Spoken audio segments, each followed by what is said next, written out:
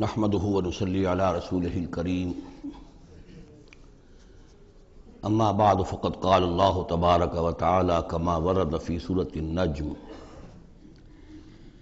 اعوذ بالله من الشيطان الرجيم بسم الله الرحمن الرحيم وأن عليه النشأة الأخرى وأنه هو أغنى وأقنى وأنه هو رب الشعرى وأنه أهلك عادا الأولى وثمود فما أبقى وقوم نوح من قبل إنهم كانوا هم أظلم وأطغى والمؤتفكة أهوى فغشاها ما غشا فبأي آلاء ربك تتمارى صدق اللہ العظیم۔ اور یہ کہ اللہ ہی کے ذمے ہے دوبارہ اٹھا دینا، اور یہ کہ اسی نے دولت دی، اسی نے خزانہ دیا، لیکن اس کے ایک معنی یہ بھی ہے کہ اسی نے جس کو بھی فقر آتا ہے اسی کی طرف سے آتا ہے۔ اغنا اقنا چونکہ یہ باب افعال ہے تو اس میں سلب ماخذ کا ایک مفہوم بھی ہوتا ہے۔ وَأَنَّهُ هُوَ رَبُّ الشِّعْرَى، وہ ستارہ جس کی کہ عام طور پر پرستش کی جاتی تھی، یہ کہ اس کا رب بھی وہی ہے۔ وَأَنَّهُ أَهْلَكَ عَادًا الْأُولَىٰ، اور یہ کہ اسی نے ہلاک کیا تھا پہلے عاد کو۔ عاد وہ قوم تھی جو احقاف میں آباد تھی، جن کی طرف کہ حضرت ہود علیہ السلام مبعوث ہوئے تھے، لیکن اس کے بعد پھر جو قوم سمود وجود میں آئی، چونکہ اسی قوم عاد میں سے جو اہل ایمان تھے اور حضرت ہود علیہ السلام انہوں نے وہاں سے ہجرت کی، اور پھر ان کی نسل سے یہ دوسری قوم جو سمود وجود میں آئی، تو اسے عاد ثانیہ بھی کہا جاتا ہے کہ پہلے عاد وہ تھے، دوسرے یہ عاد ہیں۔ سمود کو بھی عاد ثانیہ کہا جاتا ہے چونکہ یہ انہی کی نسل تھی۔ تو انہو اہلک عاد الاولیٰ، اسی نے ہلاک کیا تھا پہلے عاد کو۔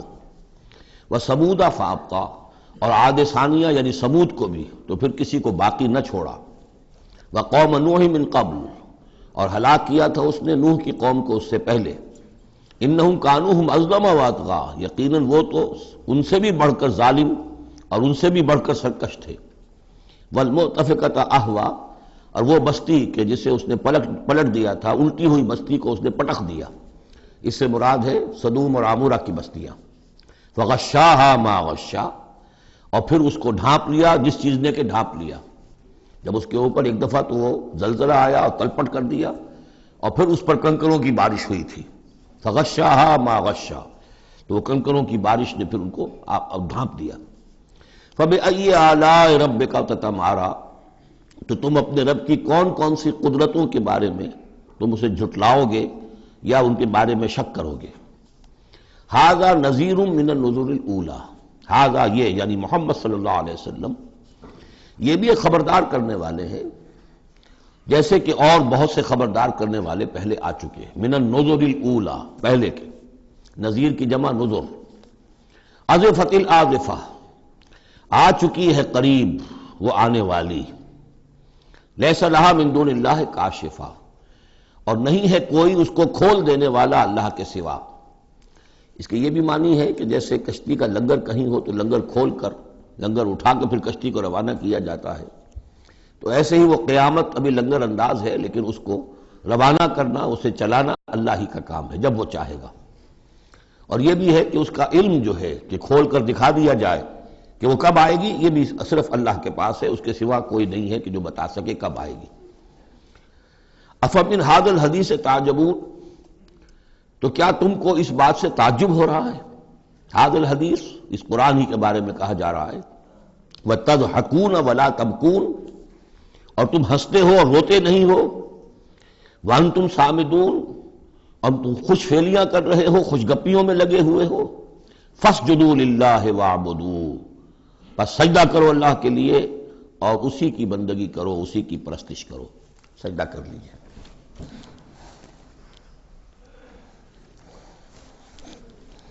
اس سورہ مبارکہ میں جو زور خطابت ہے، جیسا کہ میں نے پہلے عرض کیا کہ ہم لوگ اس کا صحیح اندازہ نہیں کر سکتے۔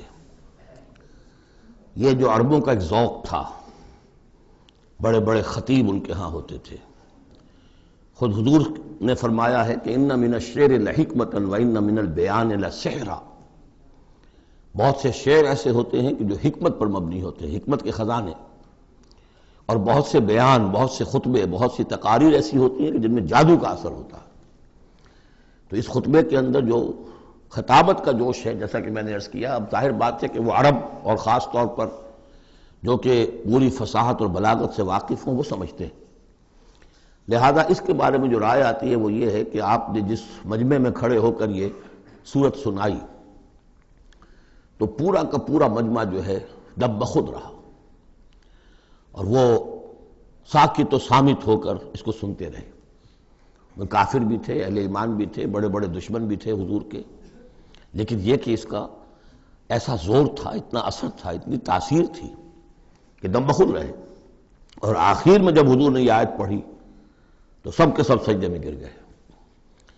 البتہ بعد میں پھر انہوں نے بات بنا لی ایک، اور وہ واقعہ ہے تلقا غرانیق العلا کا۔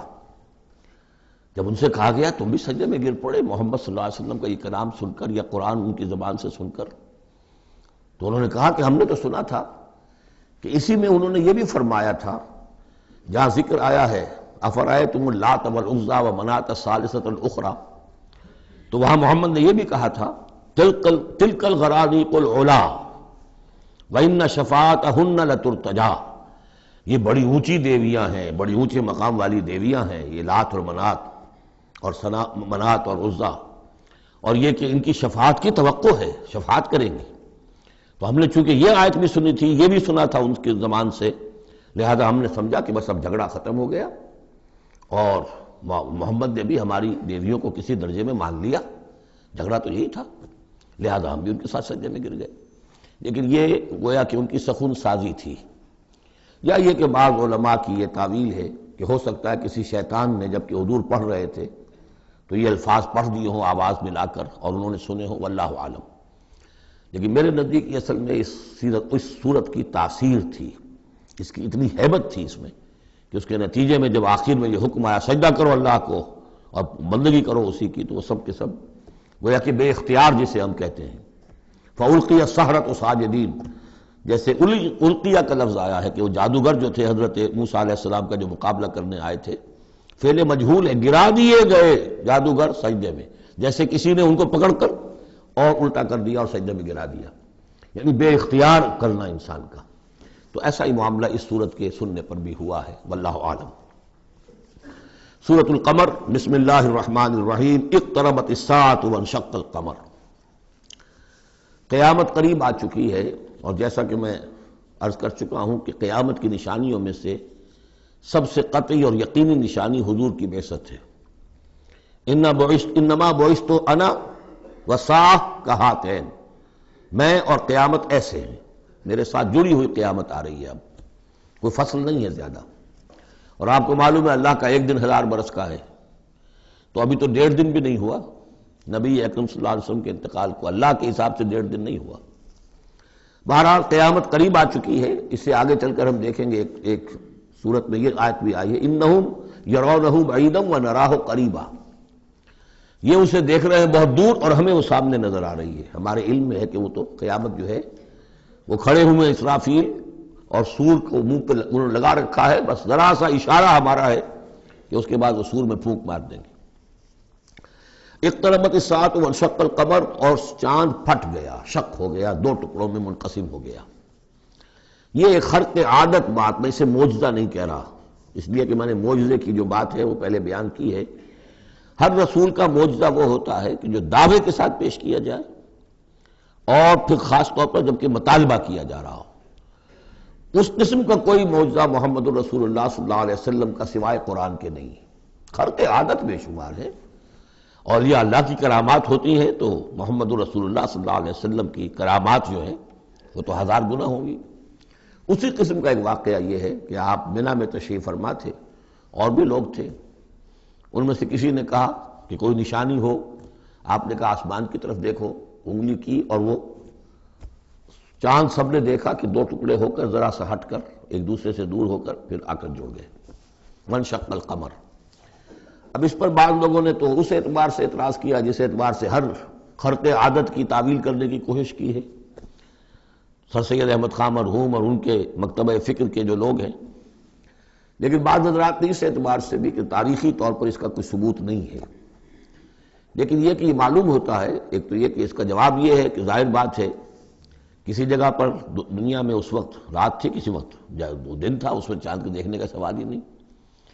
پھر یہ کہ جہاں چاند ہوتا ہے اس میں سب لوگ ٹکٹکی باندھے ہوئے چاند کو تو نہیں دیکھ رہے ہوتے کہ آسمان میں کیا ہوا، اور چاند کا دو ٹکڑے ہو کر ذرا سا ہٹنا اس سے کیا فرق واقع ہوا ہوگا، روشنی اس کی جو کہ تو زمین پر رہی جو بھی تھی، تو کسی نے جو ہے خام خواہ پلٹ کر دیکھا ہو۔ لیکن یہ کہ مالابار کے ساحل پر کوئی راجا تھا ہندو، اس نے یہ دیکھا تھا، اتفاق کی بات ہے کہ وہ اس وقت دیکھ رہا تھا آسمان کی طرف، اور وہ حیران ہوا، اس نے دیکھا کہ چاند پھٹا، دو ٹکڑے ہوئے اور وہ ذرا فاصلے پر گئے، پھر جڑ گیا کر۔ بعد میں اسے جب اسلام کی یہ دعوت پہنچی اور یہ آیت بھی پہنچی تو اس نے اسی گواہی دی کہ میں اس کا چشمدید گواہ ہوں، پھر وہ اسلام لایا۔ واللہ اعلم۔ اقتربت الساعة وانشق القمر وإن يروا آية يعرضوا ويقولوا سحر مستمر، اور اگر وہ دیکھیں کوئی آیت، کوئی نشانی، تب بھی اعراض کریں گے اور کہیں گے کہ یہ تو جادو ہے جو چلا آ رہا ہے پہلے سے۔ وَكَذَّبُوا وَاتَّبَعُوا أَهْوَاءَهُمْ، اور انہوں نے تکذیب کی، جھٹلایا اور اپنی خواہشات کی پیروی کی۔ وَكُلُّ أَمْرٍ مُسْتَقِرٌ، اور ہر معاملہ جو ہے اللہ کا امر کا وہ ایک وقت معینہ کے لیے قرار پا چکا ہے۔ ہر کام کے لیے اللہ تعالیٰ کی اسکیم میں ایک وقت ہے، اس سے پہلے وہ کام نہیں ہوگا۔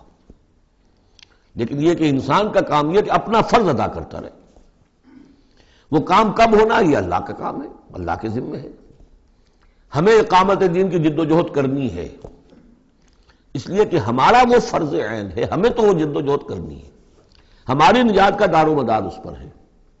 ہمارا کام یہ کہ سمجھیں اس جد و جہد کے لیے طریقہ کار کیا ہے، سیرت النبی سے اس کے لیے اخذ کریں، پھر یہ کہ اس کے کیا آداب ہیں، کیا شرائط ہیں، اور اس کے لیے جو ہے پوری طرح غور و فکر کریں، یہ بات دوسری ہے۔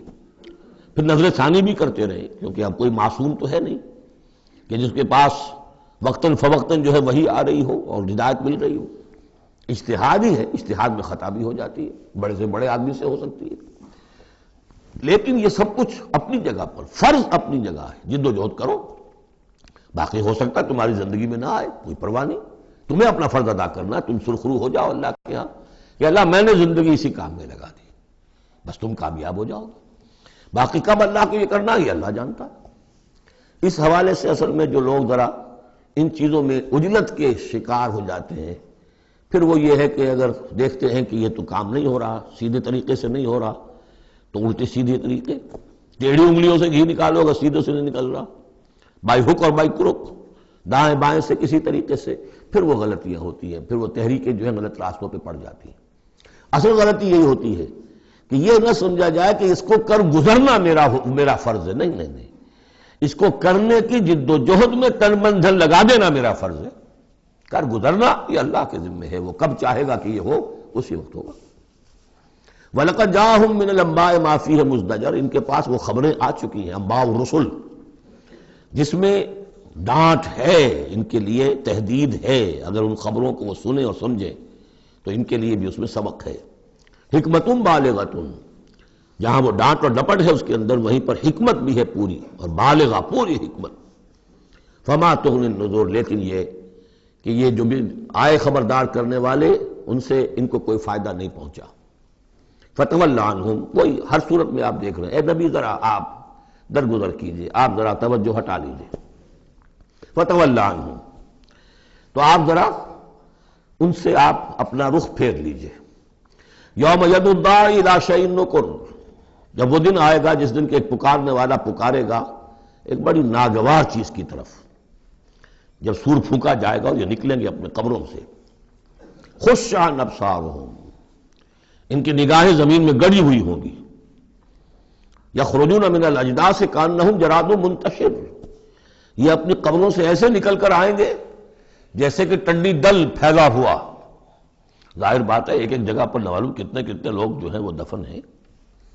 اب پورے 10,000 برس نسل انسانی زمین پر اگر رہی ہے، یا ہو سکتا ہے اس سے بھی زیادہ ہو، اللہ عالم، تو پھر یہ کہ آخر انسان جو نکلیں گے، جو بڑے بڑے شہر گنجان آباد علاقے تھے وہاں سے جو نکلیں گے ٹنڈی دل، جراد المنتشر، مہطعین الی الداعی، اور وہ دوڑتے ہوئے آئیں گے پکارنے والے کی پکار پر۔ یقول الکافرون ھذا یوم عسیر، ساتھ ہی وہ کافر جو ہیں کیونکہ جیسا کہ آگے چل کر ہم پڑھیں گے سورہ قیامہ میں بل الانسان علی نفسہ بصیرہ، ہر انسان کو معلوم ہوگا میں کتنے پانی میں ہوں، کہاں کھڑا ہوں، میں نے زندگی کہاں گزاری تھی۔ تو کافر کہیں گے یقول الکافرون ھذا یوم عاصر، یہ تو بڑا سخت دن ہے۔ کذبت قبلہم قوم نوح، اب دیکھیے کہ اس میں سورہ نجم میں انباء الرسل نہیں تھی، دلائل عقلی اور آیات آفاقی وہ ساری گفتگو تھی۔ اب یہاں پر یہ اس کا جوڑا ہے خبر، اس میں انباء الرسل ہے، وہی جوڑے کی جو سورہ انعام اور سورہ اعراف جو اس کا مکمل ترین سمجھیے کہ ایک مثال تھی، اس کے لیے ایک نمونہ، تو اسی طریقے پر آپ کو یہ تقسیم ملے گی۔ کذبت قبلہم قوم نوح، جھٹلایا تھا ان سے پہلے نوح کی قوم نے، فکذبوا عبدنا، انہوں نے ہمارے بندے کو جھٹلا دیا، وقالوا مجنون وازدجر، کہا مجنون ہے، پاگل ہو گیا ہے، اور جھڑک دیا گیا ہمارا وہ بندہ، ہمارا وہ جلیل قدر رسول۔ فدعا ربہ، تو اس نے پکارا اپنے رب کو، انی مغلوب فانتصر، میں تو اب مغلوب ہو گیا ہوں، مجھ پر غلبہ پا لیا اس قوم نے، بس میری مدد فرما اور انتقام لے۔ جیسے ہم پڑھ چکے ہیں وَلَقَدْ سَبَقَتْ كَلِمَتُنَا لِعِبَادِنَا الْمُرْسَلِينَ إِنَّهُمْ لَهُمُ الْمَنْصُورُونَ وَإِنَّ جُنْدَنَا لَهُمُ الْغَالِبُونَ، یہ بات تو ہماری بہت پہلے سے طے شدہ ہے ہمارے رسولوں کے بارے میں کہ ان کی مدد ہو کر رہے گی اور ہمارا لشکر جو ہوگا وہی غالب آ کر رہے گا۔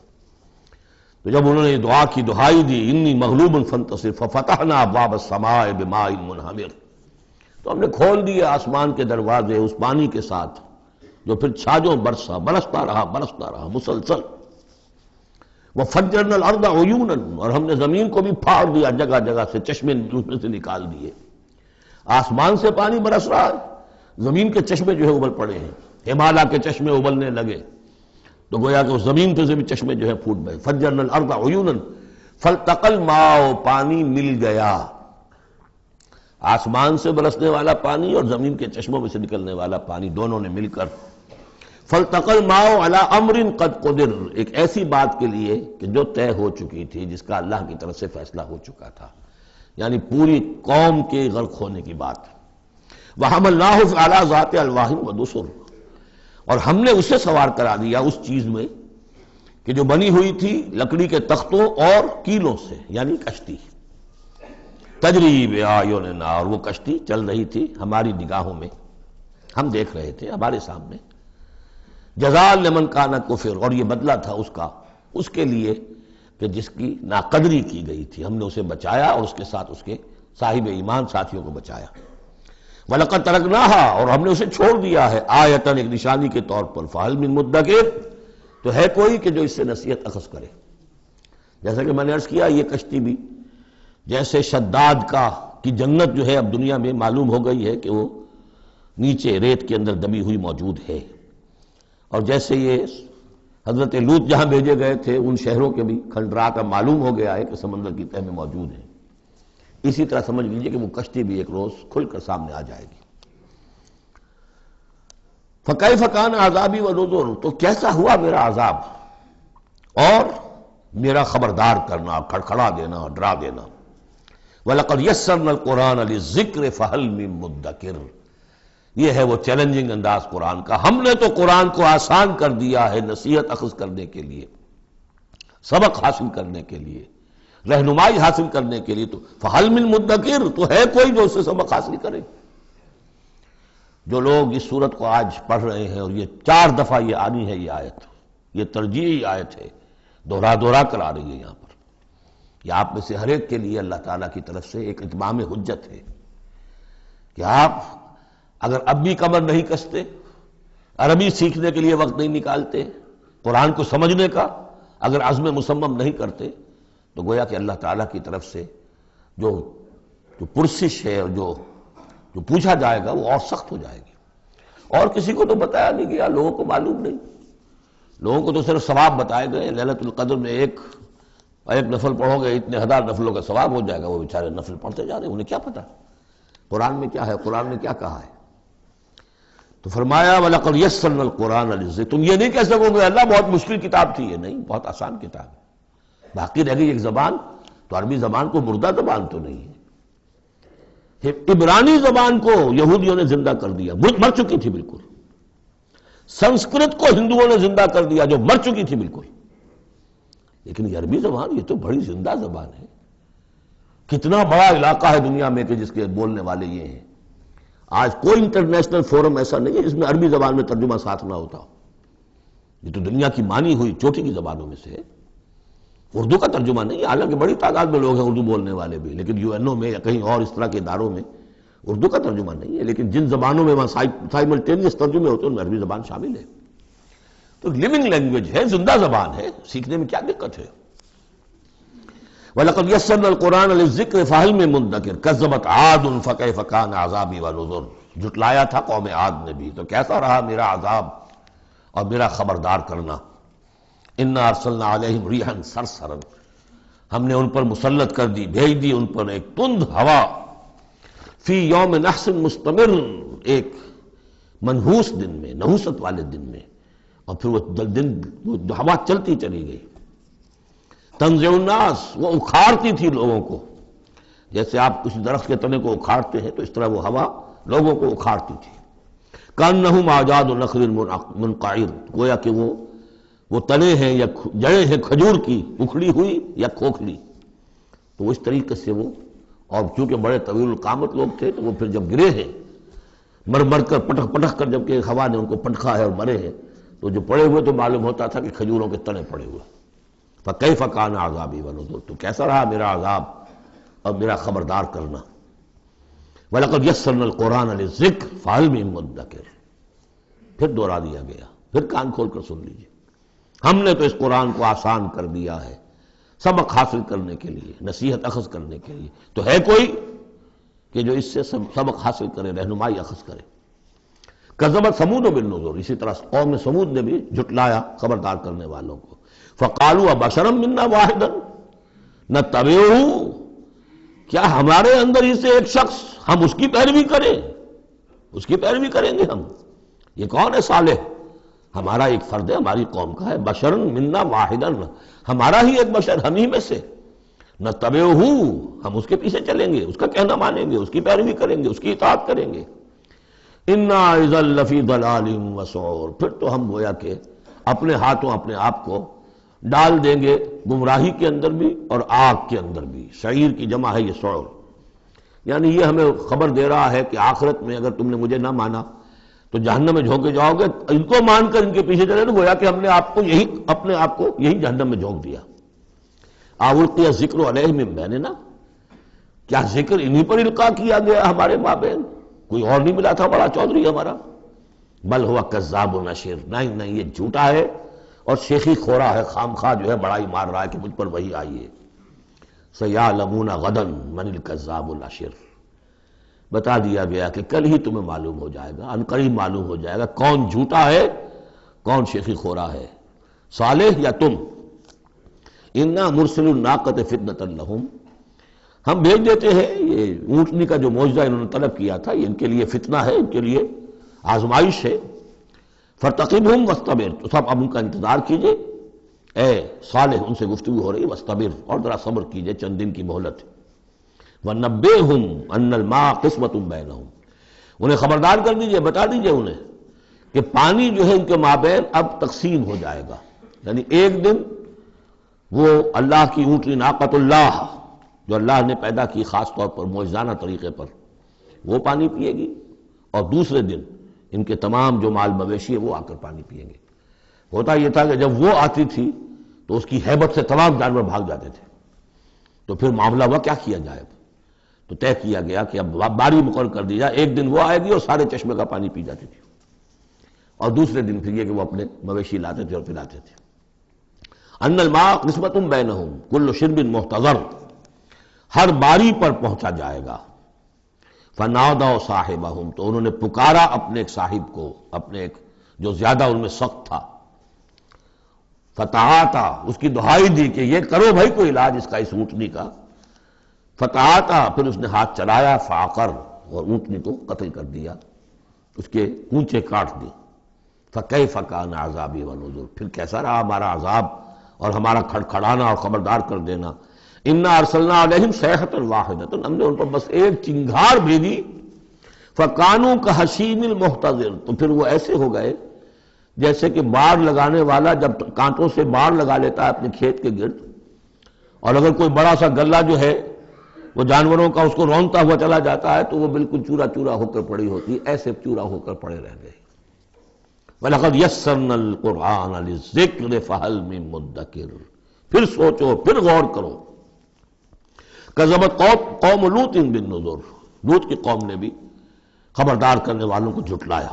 انا ارسلنا علیہم حاصبا الا آل لوط، ہم نے بھیج دیا ان پر ایک ایسی تیز دار آندھی جو پتھر لے کر آئی تھی، سوائے آل لوط کے، لوط کے گھر والوں کے۔ نجیناہم بسحر، ان کو ہم نے نجات دے دی صبح کے وقت، نعمت من عندنا، وہ نعمت تھی، انعام تھا ہمارے پاس سے۔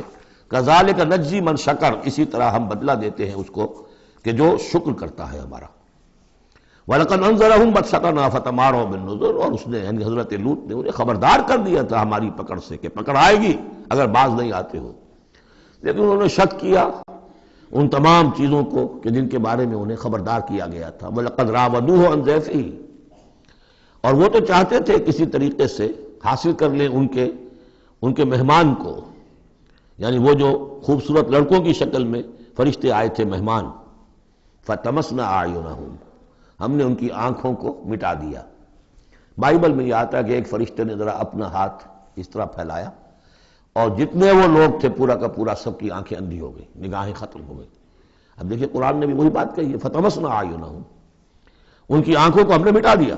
فَذُوقُوا عَذَابِي وَنُذُرِ، تو چکھو اب میرے عذاب کو اور میرے خبردار کرنے کے نتیجے کو۔ وَلَقَدْ صَبَّحَهُمْ بُكْرَةً عَذَابٌ مُسْتَقِرٌ، اور ان پر صبح ہی صبح آ کر چھاپا مارا اس عذاب نے، صبح صبح سویرے کہ جو ٹھہر چکا تھا، طے ہو چکا تھا۔ فَذُوقُوا عَذَابِي وَنُذُرِ، تو چکھو مزہ میرے عذاب کا اور میرے خبردار کرنے کا۔ وَلَقَدْ يَسَّرْنَا الْقُرْآنَ لِلذِّكْرِ فَهَلْ مِن مُدَّكِرٍ، چوتھی مرتبہ پھر۔ وَلَقَدْ جَاءَ آلَ فِرْعَوْنَ النُّذُرُ، اسی طریقے سے آل فرعون کے پاس، فرعون کی قوم کے پاس بھی آئے ڈرانے والے، خبردار کرنے والے۔ کذبوا بآیاتنا کلھا، انہوں نے ہماری ساری آیتوں کو جھٹلا دیا۔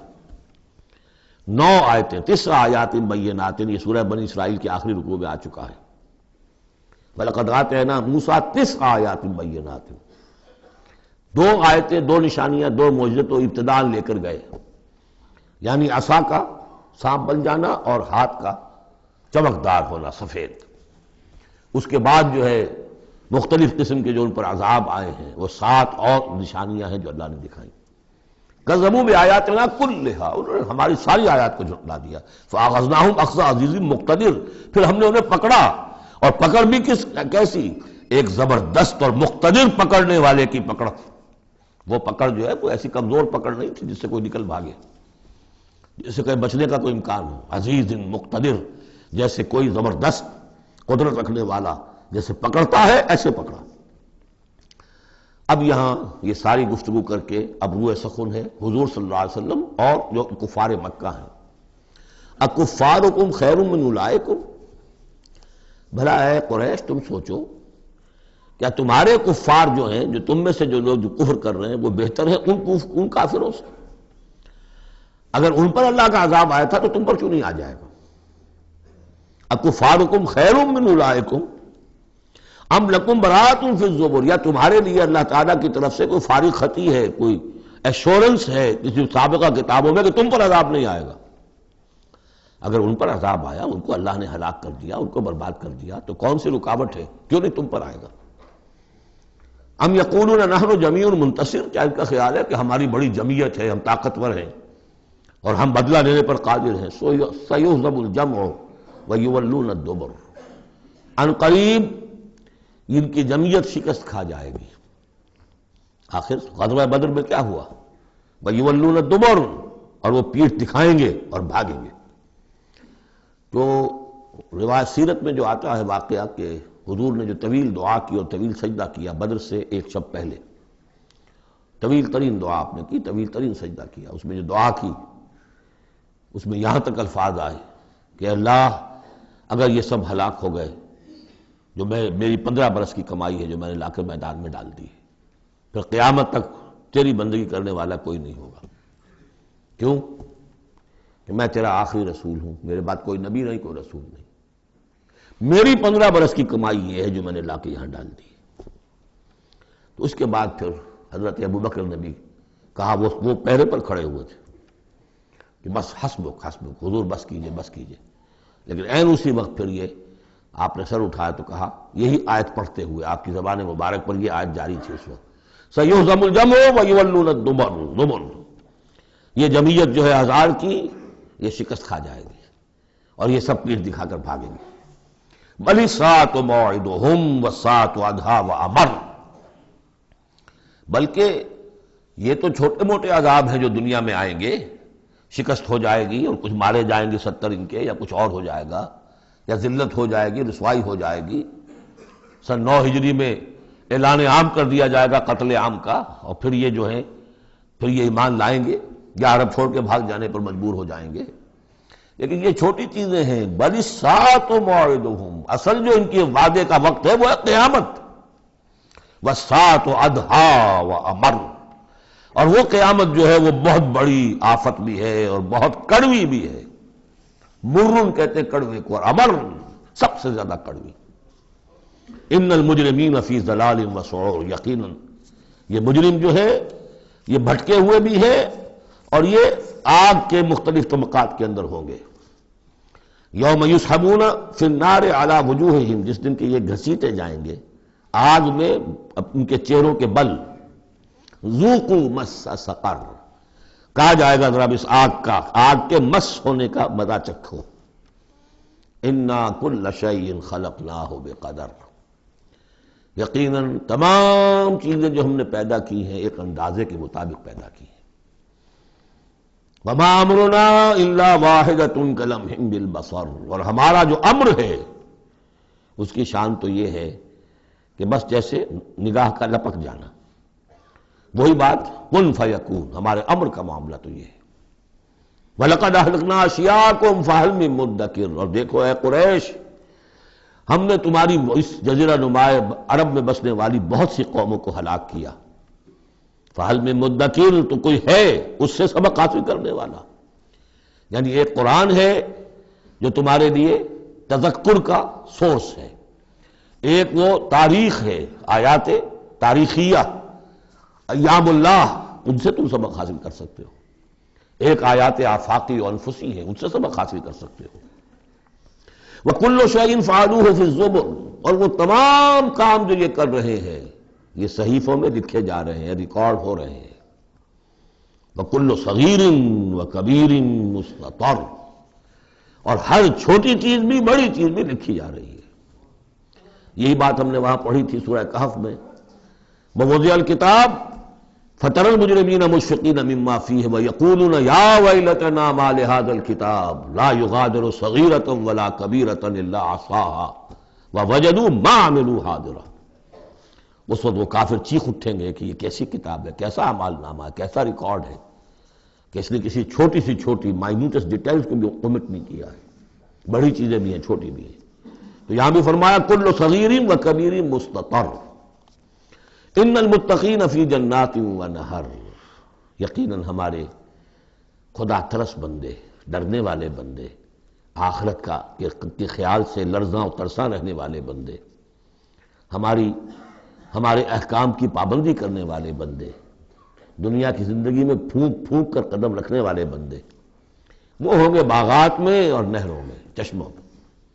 فی مقعد صدق عند ملیک مقتدر، ان کا بہت اعلیٰ رتبہ ہوگا۔ قدم صدق، یہ سورہ یونس میں بھی آ چکا ہے، قدم صدق عند ربہم، عند ملیک، اس بادشاہ کے مقرب ہو جائیں گے، قریب ہوں گے، مقتدر، شہنشاہ ارض و سما جو مقتدر ہے اس کے مقربین میں ان کا شمار ہوگا۔ اللہم ربنا اجعلنا منہم، اللہم ربنا اجعلنا منہم، اللہم ربنا اجعلنا منہم، آمین یا رب العالمین۔ سورۃ الرحمن اور سورۃ الواقعہ یہ آخری جوڑا ہے۔ میں نے عرض کیا تھا شروع میں کہ یہ 7 صورتیں جو ہیں ان میں سے سورہ قاف منفرد ہے، سورہ زاریات، سورہ طور جوڑا ہے، سورۃ النجم، سورۃ القمر جوڑا ہے، سورۃ الرحمن، سورۃ الواقعہ، یہ جوڑا ہے۔ یہ جوڑا بڑا عجیب ہے۔ قرآن مجید کی یہ دو صورتیں ایسی ہیں کہ نبوت، رسالت، وحی، ان تینوں کے ذکر سے بالکل خالی، ذکر ہی نہیں۔ ہر صورت کا اپنا ایک مزاج ہے، اپنی ایک خاص شان ہے اس میں۔ اور دوسرے یہ کہ سورہ رحمان جو ہے یہ واحد صورت ہے پورے قرآن میں جس میں مسلسل خطاب جنوں اور انسانوں سے متواتر ہو رہا ہے، پیرلل۔ ویسے تو یہ کہ یہ بات میں عرض کر چکا ہوں کہ جنوں میں کوئی نبی نہیں، ان میں روح نہیں ہے، روح آدم میں پھونکی گئی تھی، اور چونکہ ریسیپینٹ آف وحی از روح، تو ان کے ہاں وحی نہیں ہے۔ لہذا وہ بھی جو انسانوں میں رسول آئے ہیں انہی کی ہدایت کے پیرو رہے۔ ان میں سے جو اچھے لوگ ہیں، جو نیک لوگ ہیں، وہ ایمان لائے، جس کی ایک مثال ہمارے سامنے آ بھی چکی ہے۔ وہ جنات تھے، حضرت موسیٰ پر ایمان رکھنے والے تھے، تورات کے ماننے والے تھے، اور ان کا گزر ہوا، قرآن انہوں نے سنا، وہ ایمان لے آئے، اور پھر جا کر وہ اپنی قوم میں تبلیغ شروع کر دی۔ تو گویا کہ قرآن مجید میں جب یا ایھا الناس کہا جاتا ہے تو اگرچہ انسان مراد ہیں، لیکن یہ کہ انہی کے تابع خطاب جو ہے وہ جنات سے بھی ہے، لیکن اس صورت میں اس کو کھول دیا گیا۔ باقی یہ اسی پر قیاس کرتے ہوئے پورے قرآن کو سمجھیے کہ اس پورے قرآن کے مخاطب انسان بھی ہیں، جنات بھی ہیں، لیکن یہاں صرف یہ کہ اس کو ایک ایک قدم کے اوپر تثنیہ کا صیغہ، فَبِأَيِّ آلَاءِ رَبِّكُمَا تُكَذِّبَانِ فَبِأَيِّ آلَاءِ رَبِّكُمَا تُكَذِّبَانِ یا معشر الجن والانس، اے انسانوں اور اے جنات کی جماعتوں، جو کھل کر جو ہے صراحت کے ساتھ جو ہے انسانوں کے ساتھ جنات کا ذکر اور ان سے خطاب، وہ صرف اس ایک صورت میں پورے قرآن مجید میں۔ ایک اور بات یہ ہے کہ اس میں دو دو جنتوں کا تذکرہ ہے، اور سورہ واقعہ میں بھی ایسا ہی ہے۔ ان دونوں میں ترتیب عجیب ہے مضامین کے اعتبار سے، جس کو کہ آپ مرر امیج کہتے ہیں۔ آج کل مکان بہت سے بنتے ہیں ایسے کہ بالکل مرر امیج ہوتے ہیں کہ یوں لا کے ملا دیے تو ایک جیسے ہوں گے۔ ڈرائنگ روم جڑے ہوئے ہیں، پھر کوئی بیڈ روم ہے وہ ادھر ہے، پھر ادھر آخر میں پورچ ہے، وہی نقشہ ادھر ہے وہی نقشہ ادھر ہے، تو گویا کہ ہے مرر امیج۔ تو ان دونوں صورتوں میں مضامین جو ہے مرر امیج کے ساتھ ہے۔ سورہ رحمان میں قرآن مجید کی عظمت کا بیان اور اس کا جو حق ہے جو انسانوں کو ادا کرنا چاہیے اس کو مضمر کیا، اور عظمت قرآن کا بیان کیا۔ یہ شروع ہو رہی ہے صورت اس سے۔ سورہ واقعہ میں وہ آخر میں آئے گا قرآن کی عظمت کا بیان، اور جو لوگ کہ اس کا حق ادا نہیں کرتے ان کا انجام۔ پھر اس میں اس کے بعد جو ہے پہلے ذکر ہے اہل جہنم کا، اور اس کے بعد ہے دو طرح کی جنتوں کا، دو درجے ہیں اہل جنت کے، لیکن وہاں کیا ہے؟ پہلے تذکرہ ہے دو کامیاب گروہوں کا، اور پھر آخر میں تذکرہ ہے جہنمیوں کا۔ اس اعتبار سے اس میں مضامین کی بڑی گہری مناسبت بھی ہے، اور ایک مرر امیج کی ترتیب سے یہ عکسی ترتیب ان کے مضامین میں ہے۔ سورۃ الرحمن، بسم اللہ الرحمن الرحیم۔ نوٹ کر لیجئے یہ ترجیحی جو آیت ہے اس میں 31 مرتبہ آئی ہے آیت۔ کل آیات 78 ہیں، جن میں سے 31 جو ہیں وہ تو در حقیقت فَبِأَيِّ آلَاءِ رَبِّكُمَا تُكَذِّبَانِ اس کی تکرار ہے۔ یہ اسلوب قرآن مجید میں یا تو سورہ شعراء میں آ چکا ہے، 8 بار وہ الفاظ آئے تھے، إِنَّ فِي ذَلِكَ لَآيَةً وَمَا كَانَ أَكْثَرُهُم مُؤْمِنِينَ وَإِنَّ رَبَّكَ لَهُوَ الْعَزِيزُ الرَّحِيمُ 8 مرتبہ۔ یا یہ القمر میں ہم 4 دفعہ پڑھ چکے ہیں، فَكَيْفَ كَانَ عَذَابِي وَنُذُرِ وَلَقَدْ يَسَّرْنَا الْقُرْآنَ لِلذِّكْرِ فَهَلْ مِن مُدَّكِرٍ۔ اور یہاں سورۃ الرحمن میں 31 بار آئے گا فَبِأَيِّ آلَاءِ رَبِّكُمَا تُكَذِّبَانِ۔ بسم اللہ الرحمن الرحیم۔ الرحمن علم القرآن خلق الانسان علمہ البیان۔ رحمان، اور یہ اللہ کا وہ نام ہے جو رحمت کے مادے سے، لیکن خاص شان اس کی یہ ہے کہ جس میں ایک طوفانی کیفیت ہے اللہ کی رحمت، ٹھاٹھے مارتے ہوئے سمندر کی طرح۔ غضبان ہم پڑھ چکے ہیں 2 دفعہ، نہایت غضبناک، حضرت موسیٰ کے لیے لفظ آیا غضبان آصفہ۔ تو عرب کہے گا اگر بھوک سے مر رہا ہے انا جوعان، پیاس سے مر رہا ہے انا عطشان، تو رحمان کے وزن پر بہت مبالغہ ہوتا ہے، اور اس میں ایک شان ہوتی ہے جیسے کہ طوفانی شان، طوفان وہ بھی اسی میں ہے۔ الرحمن وہ ہستی کہ جس کی رحمت ٹھاٹھے مارتے سمندر کے مانند ہے، علم القرآن اس نے قرآن سکھایا ہے۔ یعنی یہ کہ قرآن مجید کی عظمت کا تصور کرو، یہ اللہ کی رحمانیت کا مظہر عتم ہے، اس کی رحمت کی سب سے بڑی شان، اس کا مظہر عتم جو ہے وہ قرآن ہے۔ دوسری بات یہ، اللہ کے ناموں میں چوٹی کا نام رحمان ہے، بہت پسندیدہ، رحمت کی تو ضرورت ہر شخص کو ہے۔ حضور نے فرمایا میں بھی مستغنی نہیں۔ آپ نے ایک موقع پہ فرمایا کہ کوشش جنت میں صرف اپنے اعمال کی بنیاد پر نہیں جائے گا جب تک کہ رحمت خداوندی دستگیری نہ کرے۔ اور حضرت عائشہ سے ہے یہ روایت، حضرت عائشہ نے پوچھ لیا، ظاہر بات ہے میاں بیوی کے درمیان ایک بے تکلفی بھی ہوتی ہے کہ کیا حضور آپ بھی؟ آپ نے فرمایا ہاں میں بھی۔ الا ان یتغمدنی ربی برحمتہ، میں بھی جنت میں نہیں جا سکوں گا مگر اس صورت میں کہ میرا رب مجھے اپنی رحمت سے ڈھانپ لے۔ تو رحمان چوٹی کا نام ہے اللہ کے ناموں میں سے، اور جو علم اللہ نے دیا انسان کو اس میں چوٹی کا علم قرآن ہے۔ ایک علم وہ ہے ریویلڈ نالج جس کی چوٹی یہ ہے، ایک علم ہے ایکوائرڈ نالج، رفتہ رفتہ انسان جا رہا ہے، لیکن سب سے اونچا علم، سب سے بڑا علم خلق الانسان، اسی نے انسان کو بنایا، اور اس کی کریشن کا کلائمیکس انسان ہے، تخلیق کی معراج انسان ہے۔ خلقتہ بیدیہ، اپنے دونوں ہاتھوں سے بنایا ہے، جس میں عالم امر اور عالم خلق جمع ہو گئے۔ اس سے آگے علمہ البیان، جو صلاحیتیں انسان کو دی ہیں ان میں چوٹی کی صلاحیت جو ہے بیان ہے۔ انسان کو کہا گیا حیوان ناطق، نطق، قوت بیان، اور یہ بات ہمیں معلوم ہے کہ یہ جو انسان کا جو برین ہے، ظاہر بات ہے گوریلاز میں بھی ہے، چمپینزیز میں بھی ہے، اور بھی حیوانات کے اندر بھی ہے، گھوڑے کا بھی برین ہے، لیکن یہ برین جیسے جیسے رفتہ رفتہ لوئر اینیمل سے اوپر آپ آ کر دیکھتے ہیں، ہائیسٹ انسان کے اندر آ کر اس کا جو گرے میٹر ہے، وہ جو ہائیسٹ ایوالو فارم ہے، اس میں مختلف ایریاز ہیں۔ یہ ویژن کا ایریا ہے، آنکھ سے جو انفارمیشن جا رہی ہے وہ پھر ڈسائفر ہوتی ہے گرے میٹر کے اس پچھلے حصے کے اندر، ہیئرنگ ایریا ہے۔ لیکن سب سے بڑا رقبہ جو ہے وہ ہے سپیچ سینٹر، اور اس کے دو حصے ہیں، دوسرے کی بات سننا اور سمجھنا، پھر اپنی بات کہنا، یہ دو ایسپیکٹس ہیں اس کے۔ تو سپیچ سینٹر، اس میں دونوں چیزیں آ جائیں گی، کلام کا فہم اور پھر کلام کو دوسروں تک پہنچانا۔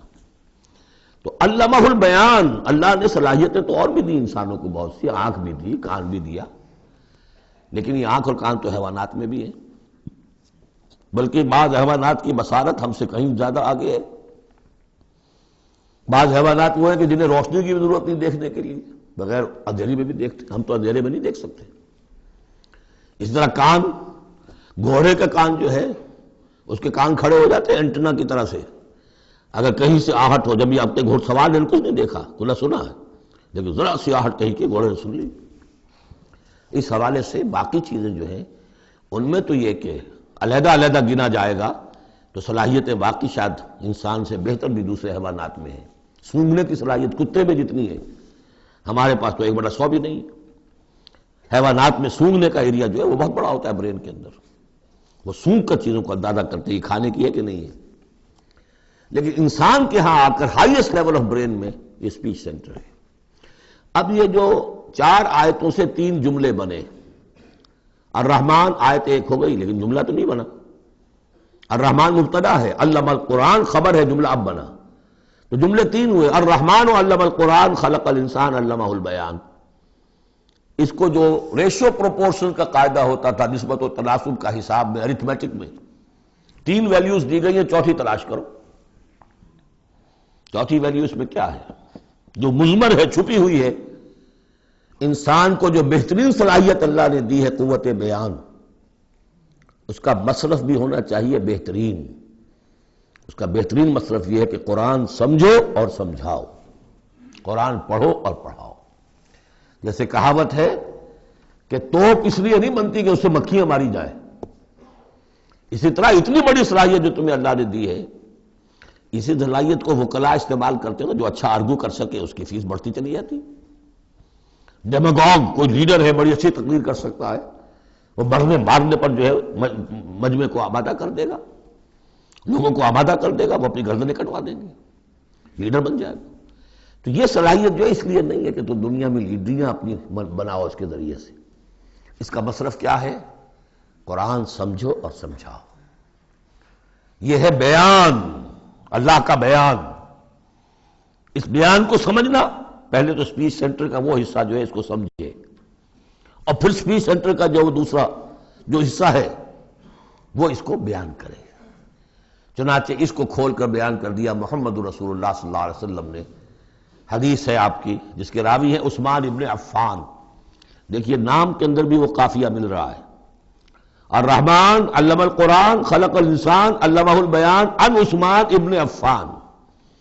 اب عفان کے بیٹے عثمان نے روایت کیا، حضور نے فرمایا خیرکم من تعلم القرآن وعلمہ، اور خیر یہاں پر سپرلیٹو کے سلسلے میں آ رہا ہے، تم میں بہترین لوگ وہ ہیں جو قرآن سیکھیں اور سکھائیں۔ اب سورہ قمر کے فوراً بعد یہ وَلَقَدْ يَسَّرْنَا الْقُرْآنَ لِلذِّكْرِ فَهَلْ مِن مُدَّكِرٍ الرحمن علم القرآن خلق الانسان علمہ البیان الشمس والقمر بحسبان۔ یہ سورج اور چاند سب ایک حساب کے ساتھ ہیں، ان کی گردش حساب کے ساتھ ہے، اسی حساب سے دن بن رہے ہیں، راتیں بن رہی ہیں، ہفتے اور سال اور مہینے بن رہے ہیں۔ والنجم والشجر یسجدان، نجم جو ہے تو ستارے، سورج اور چاند کے مناسبت سے تو اس کے لیے ستارے کی مفہوم ہے، لیکن نجم جو عربی زبان میں جھاڑیوں کو بھی کہتے ہیں جو زمین میں ہوتی ہیں، کیونکہ یہ ستارے بھی زمین میں اتنے نظر آتے ہیں جیسے کہ جھاڑیاں ہوں۔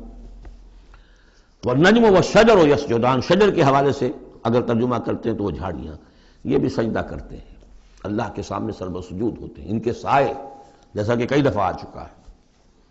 والسماء رفعها ووضع الميزان، اور آسمان کو اس نے بلند کیا اور اس میں رکھے ترازو۔ یہاں اس سے مراد وہ ترازو نہیں ہے جو کہ تولتی ہے دنیا کے اندر، اس میں بیلنس ہے، کاسمک بیلنس۔ آسمان اور زمین کے اندر، آسمان میں جتنے اجرام سماویہ ہیں، ان کو جو چیز تھامے ہوئے ہے، قائم رکھے ہوئے ہے، وہ ایک بیلنس ہے۔ جو کشش ثقل ہے، ان کی مختلف، یہ سب ایک دوسرے کو کھینچ رہے ہیں، اور ادھر ادھر سے دونوں طرف سے جو کھینچ ہے وہ ہر کرے کو اپنی جگہ پر رکھے ہوئے ہیں۔ یہ بیلنس جب ذرا سا گڑبڑ ہوگا اور یہ کرے آپس میں ٹکرا جائیں گے۔ فاصلے ہی کہیں تو ہوتا ہے conversely proportional to the distance, لہذا جو گریویٹیشنل فورس ہے، اگر ایک طرف سے ذرا فاصلہ کم ہو گیا اس کا مطلب دوسری طرف بڑھ گیا، تلپٹ ہو جائے گا۔ تو یہ کاسمک بیلنس ہے۔ وَالسَّمَاءَ رَفَعَهَا وَوَضَعَ الْمِيزَانَ أَلَّا تَطْغَوْا فِي الْمِيزَانِ، دیکھو اس میزان میں، اس توازن میں، یہ جو بیلنس ہے یہاں کا، اس میں کوئی کمی بیشی نہ کرو، بد زیادتی کرو۔ وَأَقِيمُوا الْوَزْنَ بِالْقِسْطِ وَلَا تُخْسِرُوا الْمِيزَانَ، اور قائم رکھو وزن کو قسط کے ساتھ، عدل کے ساتھ، اور اس کے اندر کہیں کوئی کمی نہ کرو، نہ تطغوا نہ تخسروا، نہ کمی نہ زیادتی۔ کہیں فاصلہ بڑھ جائے گا تب بھی خرابی، کہیں فاصلہ کم ہو جائے گا تب بھی خرابی۔ وَالْأَرْضَ وَضَعَهَا لِلْأَنَامِ، الفاظ کی مناسبت سے بعض لوگوں نے سمجھا کہ ترازو ہی مراد ہے، تو ٹھیک ہے، اس میں کوئی حرج نہیں ہے اگر مراد لی جائے، لیکن ترتیب دیکھیے جس طرح یہ آ رہا ہے الشمس والقمر بحسبان۔ اب اس کے حوالے سے یہ گویا کہ کاسموس کی بات ہو رہی ہے، اس کاسموس کی بات کے بعد نیچے اتر کے وَالْأَرْضَ وَضَعَهَا لِلْأَنَامِ، تدریجاً نیچے آ رہے ہیں، اور زمین کو ہم نے بنا دیا، رکھ دیا لوگوں کے لیے، پست کر دیا، ان کے قدموں میں بچھا دیا اپنی مخلوقات کے لیے، اور مخلوقات میں انسان بھی ہیں، جنات بھی ہیں۔ فیہا فاکہۃ، اس میں میوے ہیں، والنخل، اور کھجوریں ہیں، ذات الاکمام، جن پر کے غلاف چڑھے ہوتے ہیں، والحب ذو العصف، اور اناج ہے جس کے ساتھ بھس بھی ہوتا ہے، والریحان، اس کے دو ترجمے ہیں، ایک تو یہ کہ اور خوشبودار پھول بھی ہے، یا یہ کہ اور دوسری غذائیں بھی ہیں۔ فَبِأَيِّ آلَاءِ رَبِّكُمَا تُكَذِّبَانِ، عام طور پر جو ترجمہ ہے اس میں اعلیٰ کا ترجمہ کیا گیا ہے نعمتیں، لیکن اصل میں یہاں نعمت، قدرت، ان دونوں کو جمع کیجیے۔ کہیں وہ نعمت کا تذکرہ ہے، کہیں اللہ کی قدرت کا ذکر ہے۔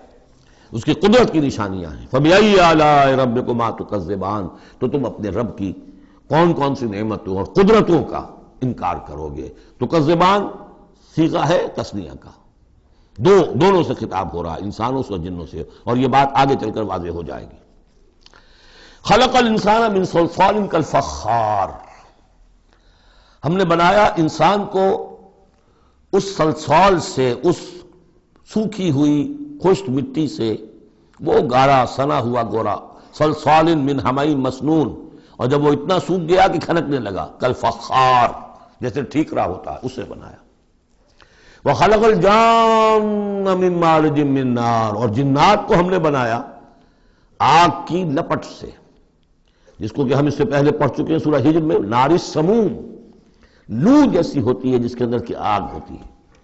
تو ایسے ہی وہ جو فلیم ہوتا ہے، شعلہ، اس کا ایک حصہ تو ہے جو نظر آتا ہے اور ایک حصہ وہ جو نظر نہیں آتا، وہ جو اوپر کا حصہ ہے وہ ہے جہاں پہ سب سے زیادہ ہیٹ ٹیمپریچر ہائیسٹ وہاں ہوتا ہے، وہ ہے مارج من نار۔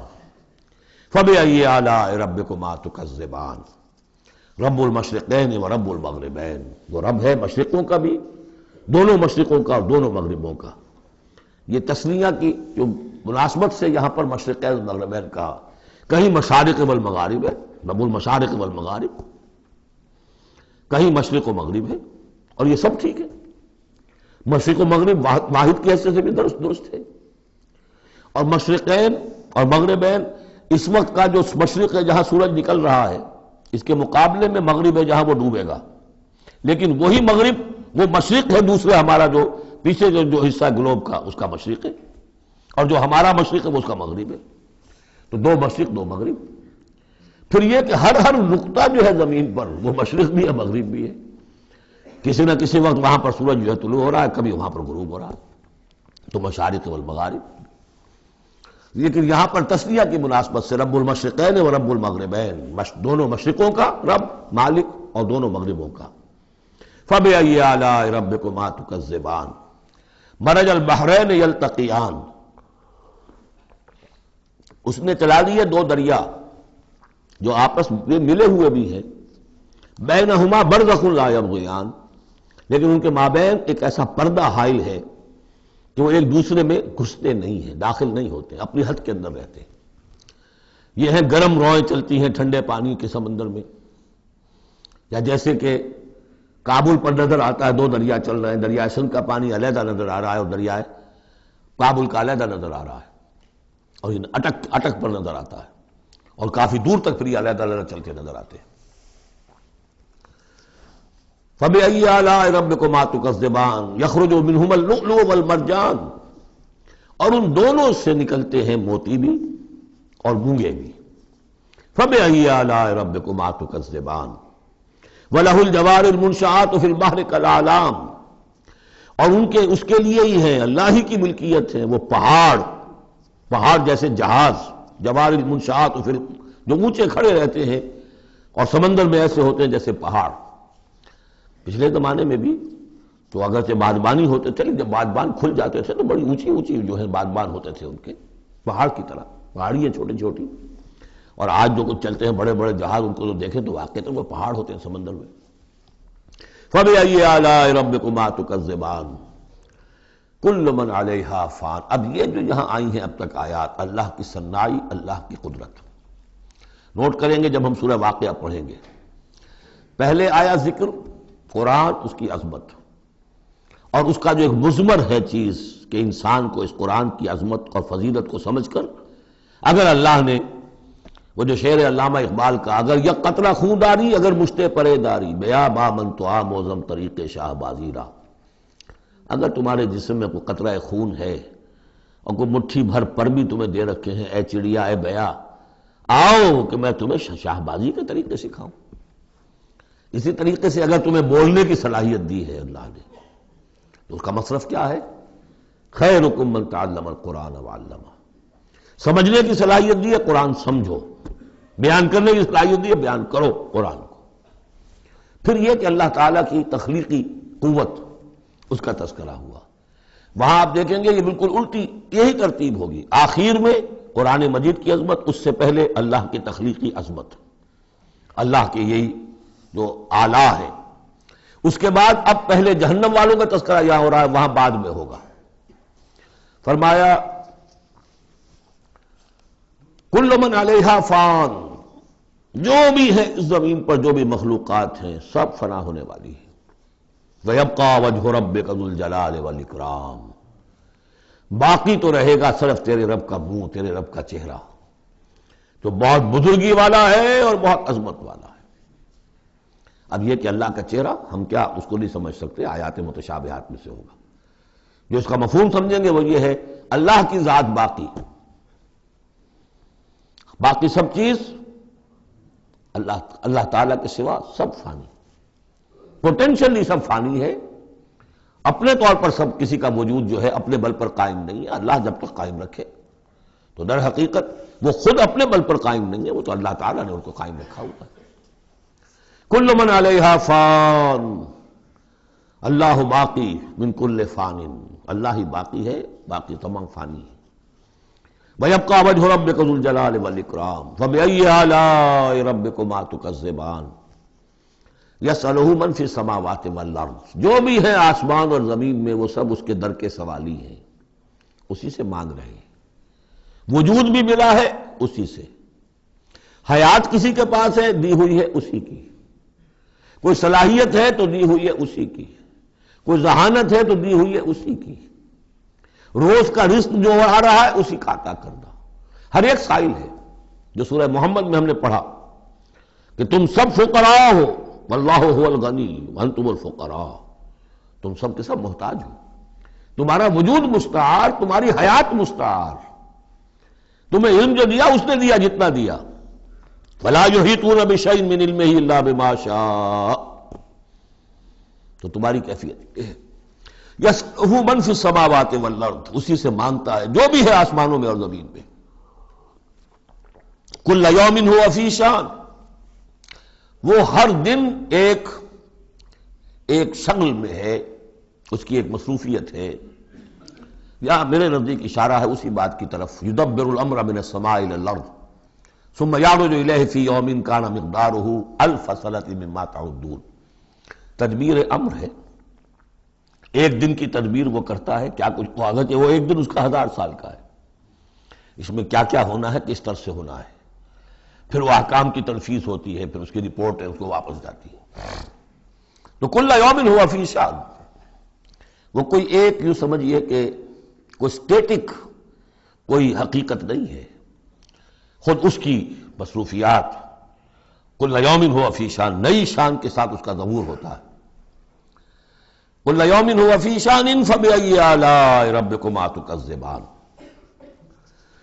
سنفرغ لکم ایھا الثقلان۔ اب یہاں پر کھل کر بات کی کہ یہ تکذبان کیوں کہا جا رہا ہے۔ ہم جلد ہی فارغ ہو جائیں گے تمہارے لیے، اے دو بھاری قافلوں، اے انسانوں کا قافلہ اور اے جنات کے قافلے۔ ابھی جو ہے اس کائنات کو ہم نے چلایا ہوا ہے، ابھی مہلتیں ہم نے دے رکھی ہیں، وقت مقرر کیا ہوا ہے، اجل مسمى ہے اس کائنات کی بھی اور ہر قوم کی بھی۔ لکل امت اجل، ہر امت کے لیے بھی ایک اجل ہے، ہر ایک فرد کی اجل ہے، وہ سب ہے، لیکن القریب ہم فارغ ہو جائیں گے تمہارے لیے، تمہیں اپنے پاس بلا دیں گے، تم سے حساب کتاب لیں گے، تم سے پوچھ گچھ ہوگی۔ فبأي آلاء ربكما تكذبان، تو اے جنات اور اے انسانوں کی جماعتوں، تم اپنے رب کی کن کن نعمتوں کا اور کن کن صنائیوں کا، کن کن قدرتوں کا انکار کرو گے۔ بارک اللہ لی ولکم فی القرآن العظیم ونفعنی وإیاکم بالآیات والذکر الحکیم۔